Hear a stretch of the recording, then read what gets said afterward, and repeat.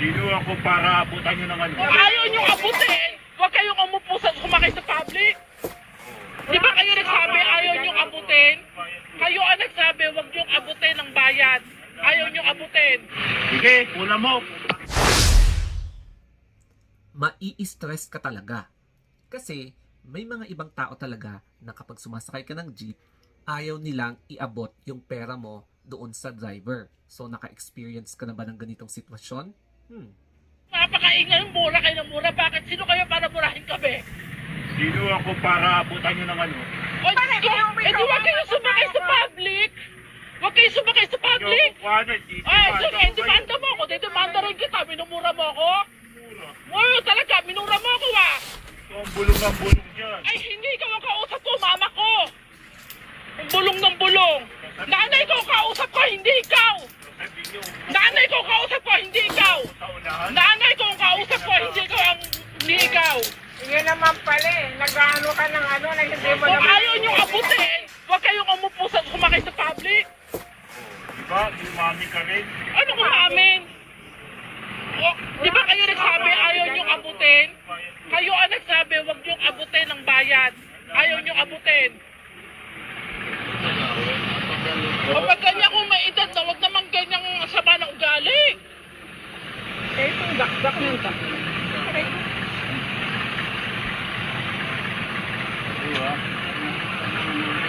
Sige, una mo.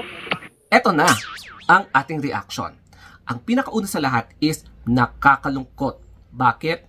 Kasi hindi mo maintindihan kung bakit may mga ganitong klaseng tao na nakakasakayan mo sa loob ng jeep na ayaw nilang mag-abot talaga ng bayad mo. Ang intention mo lang naman is magbayad in all honesty kapalit ng serbisyong binibigay sa'yo ng driver bilang isang tsuper, no? Tapos, hindi mo din maiintindihan kung ano yung pinagdadaanan ng mga ganitong klaseng tao, kung bakit ganito yung personality nila. Napaka-strong na personality nila na ready talaga silang makipag-argument, makipag-exchange sa heated na verbal exchange para lang ma-express nila yung kanilang frustration. So, syempre, malas mo talaga kapag naka-encounter ka ng ganitong tao kasi mai-stress ka lang talaga. Eto na, ang aking story time basic from my personal experience. So, dalawang scenario. Yung first scenario was that gabi yon. Gabi at around mga 8:30 in the evening. 4 kami sa isang jeep. Tapos kaming dalawa sa pinakagilid.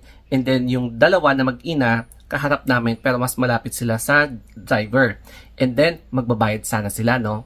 Ang nangyari, tinatamad yung older. So, yung nanay, na iabot yung pera niya sa driver. Tapos, alam niyo ang ginawa niya? Lumapit siya sa amin. Tapos, nung kaharap na namin sila, pilit niya kaming pinapaabot yung bayad niya doon sa driver. Mas malayo kami. So, nagalit yung kasama ko, nag-alburuto siya. Bakit mas malapit kayo sa driver? Bakit hindi kayo ang mag-abot ng sarili yung bayad? So, nagkaroon sila ng heated argument. Ang nangyari, yung anak niya tahimik o kaya ewan ko natatawa ata siya, tapos kinuha ko na lang yung bayad nila and then inabot ko na lang sa driver, tsaka na lang kami bumaba. Tapos ayun, tumahimik na silang dalawa. Second scenario naman, nung nandun kami sa Mines View, lunchtime, papunta kami dun sa session. So nag-jeep kami and during that time punuan yung jeep, tapos may taga-kolekta ng bayad. And then, nung pagkaarangkada ng jeep, may bumaba na 2 tao. Tapos, meron ding sumakay na 2 bago. And eto na, nung iaabot na ng 2 kasasakay na pasahero yung bayad nila, medyo nag-react yung 2 katabi nila na ayaw nilang iabot yung pera nila. Tapos, nagaganon-ganon pa sila. So, syempre, yung ibang nakaupo, kinuha na lang nila yung pera at inabot na lang nila sa driver para matapos na. And during that time, tahimik yung bagong sakay na 2. Pero ang medyo nakaka-stress, hindi tumitigil sa paggaganon yung 2 ayaw mag-abot ng bayad. So basically parang sila yung Karen, no? ayaw tumigil talaga na, ba't ako magbabayad ganito? Dapat kayo ang mag-abot ng sarili yung bayad doon sa driver. At wala akong pakialam. Tapos second demotion naman, yung isang katabi niya. So hanggang hindi matapos-tapos yung ganun nila, hanggang bumaba kami doon sa may Session Road. And then, nung pagbaba namin, may kasama kaming bumaba, lahat ng expression namin parang ganito. Na-stress kami. Na-stress kami sa mga ganitong klaseng Karen na makakasabayan mo talaga sa jeep. Lalong-lalo na kapag nasa public transport ka, hindi mo talaga may iwasan na may ma-encounter kang ganitong klaseng tao na may kakaibang personality. So, after nun, kanya-kanyang buhay na kami after nun. Pero hindi namin makakalimutan yung experience na yon. Para sa akin naman, wala naman siguro masama kung mag-aabot ka ng bayad. Kasi wala namang mawawala sa'yo, di ba? Yung iba lang na ayaw talaga mag-abot ng bayad, talaga makakatikim kayo ng consequences na aawayin talaga kayo. Kasi, syempre, simple kinds of gestures, malaking bagay na yon para sa mga iba. Lalong-lalo na kapag disabled yung gusto magpaabot ng bayad nila, no? Tapos magsusungit ka at tatamad ka sa pag-abot ng pera nila.